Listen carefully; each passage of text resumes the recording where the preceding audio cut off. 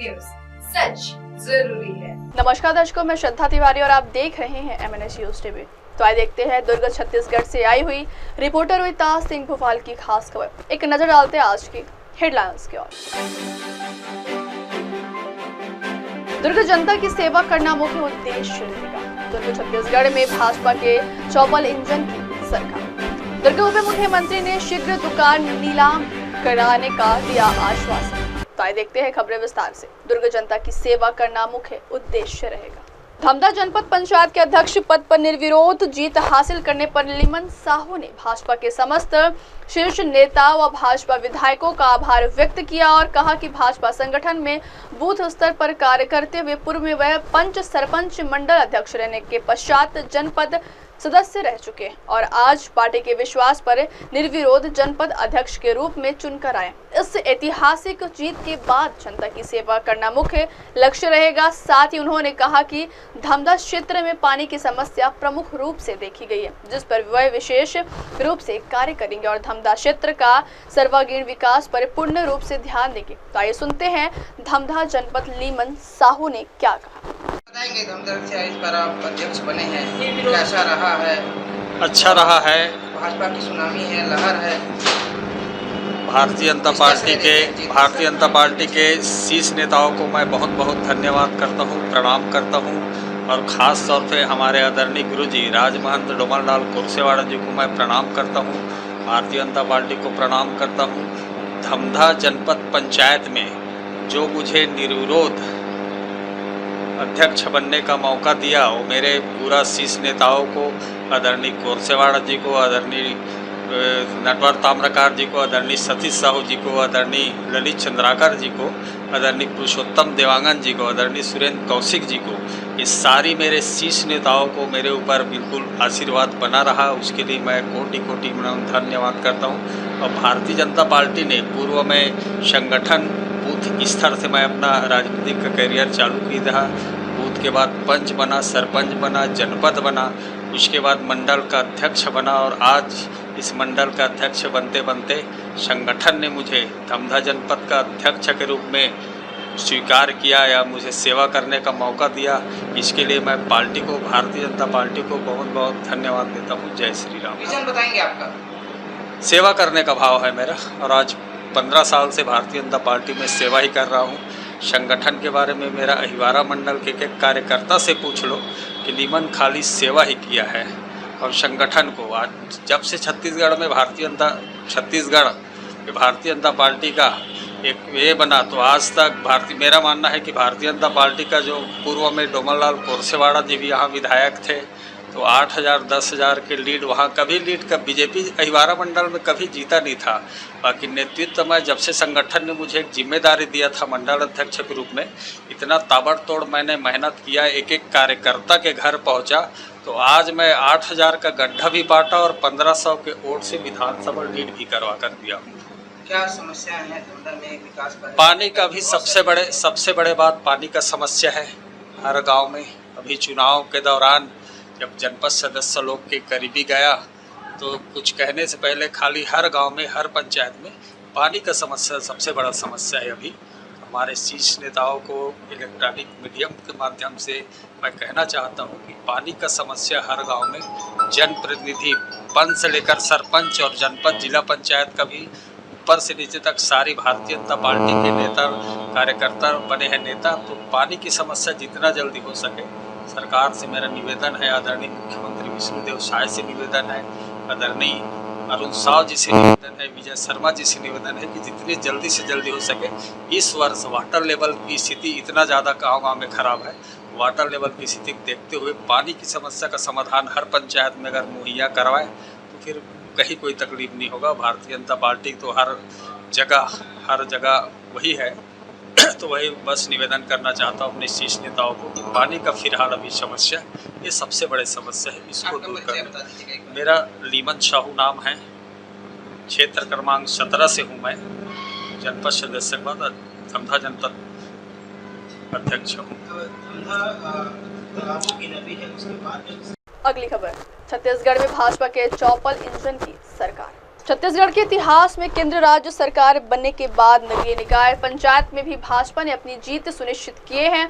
आपको बता दें, दुर्ग जनपद अध्यक्ष के चुनाव में 24 जनपद सदस्यों ने वोटिंग की, जिसमें 13 मत कुलेश्वरी देवांगन को मिले और वही संतोषी देशमुख को 11 मतों से संतोष करना पड़ा।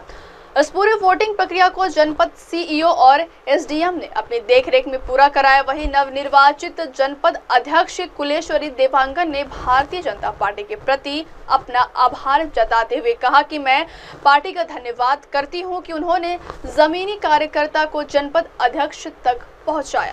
तो आइए सुनते हैं कुलेश्वरी देवांगन जनपद पंचायत, राकेश हिरवानी जनपद उपाध्यक्ष एवं बंटी केशव हरवंश सिंह मौर्य एसडीएम जी से।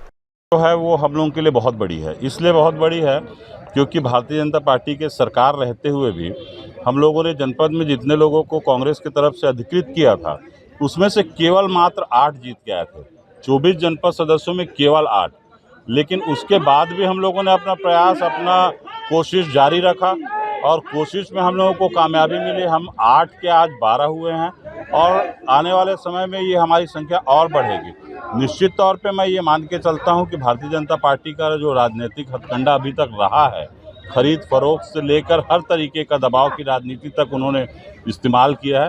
बावजूद उसके हम उपाध्यक्ष पद जीतने में कामयाब रहे। जरूर अध्यक्ष में थोड़े असफल हुए, 8 से 11 तो हुए, लेकिन तो कुल मिला के ये मूल रूप से हम लोगों की कांग्रेस पार्टी की एक बड़ी जीत है।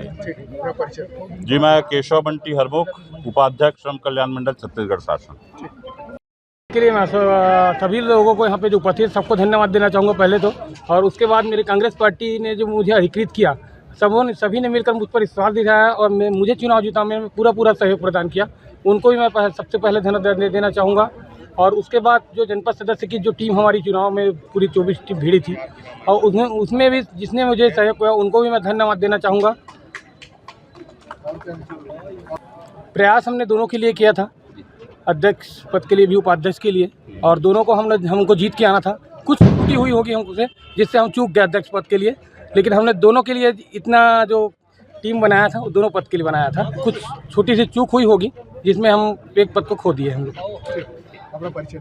जी, मैं राकेश हिरवानी, ग्राम पहुवारा से दूसरी बार जनपद सदस्य बन के आया हूँ। बहुत सबसे पहले तो सबको बहुत धन्यवाद, जनता जनार्दन को धन्यवाद, भारतीय जनता पार्टी को धन्यवाद, और हमारे विधायक महोदय और मंडल अध्यक्ष, पूर्व मंडल अध्यक्ष, जो भी हमारे जो अधिकारी कार्यकर्ता जो भी है, सबको बहुत धन्यवाद करती हूँ। और आगे किस तरह का अपना काम रहेगा? आगे सरकार की जो भी योजना है उसको हम हर नागरिक तक पहुंचाने की कोशिश करें। कहीं ना कहीं जीत में कुछ फीकी नहीं, हम अपने दम पर हमारे भारतीय जनता पार्टी हमारे साथ है, वो फीकी वाली बात नहीं है। अब वो हो गया सो हो गया, लेकिन हमारे भारतीय जनता पार्टी हमारे साथ है तो इसमें कोई दो राय नहीं। मेरा नाम कुलेश्वरी देवांगन, क्षेत्र क्रमांक 1 से जनपद सदस्य के लिए लड़ी थी। मैं इससे पहले पेटीकोट सिलाई की हूँ और बुनकर का काम की हूँ, तो बहुत धन्यवाद करती हूँ भारतीय जनता पार्टी को कि एक मजदूर को इतने बड़े पद देकर बहुत गौरवान्वित महसूस किए हैं। बहुत धन्यवाद करती हूँ। अगली खबर, उप मुख्यमंत्री ने शीघ्र दुकान नीलाम कराने को दिया आश्वासन। दुर्ग नगर निगम सहित प्रदेश के विभिन्न निगमों में व्यावसायिक परिसरों के आवंटन नहीं किए जाने के संबंध में दुर्ग विधायक गजेंद्र यादव ने विधानसभा सदन में मामला को उठाया। उप मुख्यमंत्री अरुण साफ ने उनकी बातों को गंभीरता से सुने और सभी जिले के कलेक्टर को आदेशित कर नीलाम आवंटन नहीं होने वाले व्यावसायिक परिसरों के नियम में संशोधित कर पुनः नीलाम प्रक्रिया कराने आश्वासन दिए। बता दें, छत्तीसगढ़ विधानसभा सत्र के 6वें दिन ध्यानाकर्षण में विधायक गजेंद्र यादव ने सदन में नगरीय प्रशासन एवं विकास मंत्री को बताया और कहा, दुर्ग में नगर पालिका निगम के अंतर्गत बहुत से व्यावसायिक परिसरों का निर्माण किया गया है जिसका अभी तक आवंटन प्रक्रिया नहीं हो पाया। पिछले 15 साल जो डॉक्टर रमन सिंह जी की सरकार में सारे नगर निगमों को व्यावसायिक कॉम्प्लेक्स के लिए बड़ी राशि दी गई थी। दुर्ग नगर निगम में अकेले जलगिरी और गंजपारा के नाम से लगभग 20 करोड़ की लागत से 2 बड़े व्यावसायिक कॉम्प्लेक्स बने थे। ये व्यावसायिक कॉम्प्लेक्स चूँकि उस समय जो गाइडलाइन तय हुआ, गाइडलाइन में मार्केट का जो दर और जो ज़मीन का बाज़ार मूल्य उसको एक साथ वैल्यूएशन करके उसका एक रेट तय किया गया और रेट तय करने के बाद ऑक्शन बुलाई गई। 11 बार उसका ऑक्शन हुआ, आज तक उन सारे दुकानों की नीलामी नहीं हुआ। चूँकि सरकार की मंशा स्थानीय सभी नगरीय निकायों की राशि पर्याप्त उसमें किराया मिलेगा, एक बड़ी राशि नगर निगमों को मिलेगी, इसके लिए शासन व्यावसायिक कॉम्प्लेक्स बनाई गई थी। लेकिन वो जो बाज़ार गाइडलाइन और ज़मीन का जो मूल्य है, ऑफसेट मूल्य है, ऑफसेट प्राइस बाज़ार के निजी व्यवसायिक के आसपास आ रही है, तो लोग उसको लेने में उतना ध्यान नहीं दिए। तो मैं आज माननीय उप मुख्यमंत्री जी से निवेदन किया कि चूँकि अब 7 साल हो गया है, 20 करोड़ रुपया हमारे नगर निगम में लगा है और सिर्फ नगर निगम दुर्ग की बात नहीं है, पूरे प्रदेश में सारे बड़े नगर निगमों में व्यावसायिक कॉम्प्लेक्स अभी बनकर खड़ा है। लेकिन लगातार देखने पा रहे हैं कि 7 साल हो गए, अभी कोई दुकान चालू नहीं हो पाई। तो आज माननीय उप मुख्यमंत्री से निवेदन किया हूँ कि जो उस समय ऑफसेट मूल्य था उसको संशोधित करके 10%, 20% की कमी उसमें की जाए, ताकि जो दुकान अभी तक नीलामी नहीं हो पाई हो, दुकान नीलामी हो जाए और जो हमारे नगर निगमों के सारे नगर निगमों को एक बड़ा सोर्स ऑफ इनकम का साधन सारे व्यवसायिक कॉम्प्लेक्स बन सकते हैं। एक ठोस राशि मिल जाएगी और किरायानामा जो वार्षिक 2% जो शासन का रेट है उसमें भी एक बड़ी राशि स्थानीय निकाय को मिलेगी, यही मेरा आग्रह था। और आज माननीय उप मुख्यमंत्री जी ने मेरे विषय को ध्यान से सुना और सारे कलेक्टर्स को एक निर्देश अभी विभाग जारी करने वाले हैं ताकि सारे दुकानों का फिर से पुनः नीलामी हो सके। इतना ही करना था। और वक्त हो चला दर्शकों ब्रेक का। ब्रेक से लौटने के बाद देखिएगा देश और दुनिया की तमाम बड़ी खबरें। बने रहिए MNS न्यूज टीवी पर। नमस्कार, मैं हूं Abhishek Bachchan. Keep watching MNS news. आप देख रहे हैं MNS न्यूज, सच जरूर।